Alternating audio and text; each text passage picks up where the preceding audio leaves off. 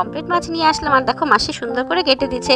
এবার বাড়িতে এনে ভালো করে পরিষ্কার করে ধুয়ে লবণ আর লেবু লাগিয়ে 10 মিনিটের জন্য ম্যারিনেট করতে রেখে দিলাম। এরপর সেকেন্ডবার ম্যারিনেট করার জন্য একটা প্লেটে নিলাম আদা রসুনের পেস্ট, খুব সামান্য পরিমাণ লবণ, যেহেতু লবণ একবার দেওয়া হয়ে গেছে।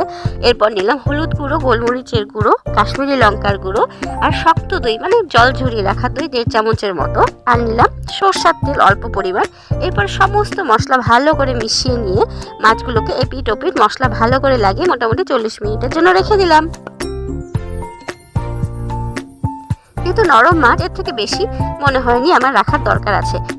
এরপর ম্যারিনেট কমপ্লিট হয়ে যাওয়ার পরে আমি একটা ফ্রাই প্যানে তেল গরম করতে বসালাম। তেল গরম করতে বসিয়ে আমি কিন্তু একটা কোটিং তৈরি করে নিলাম। এর মধ্যে দিলাম কর্নফ্লাওয়ার 2 চামচ আর 2 চামচ সুজি। যেহেতু আমি একটু ক্রিস্পি পছন্দ করি সেই জন্য আমি এটা দিয়ে উপরে কোটিং দিলাম। এটা কিন্তু অপশনাল, নাও দেওয়া যেতে পারে।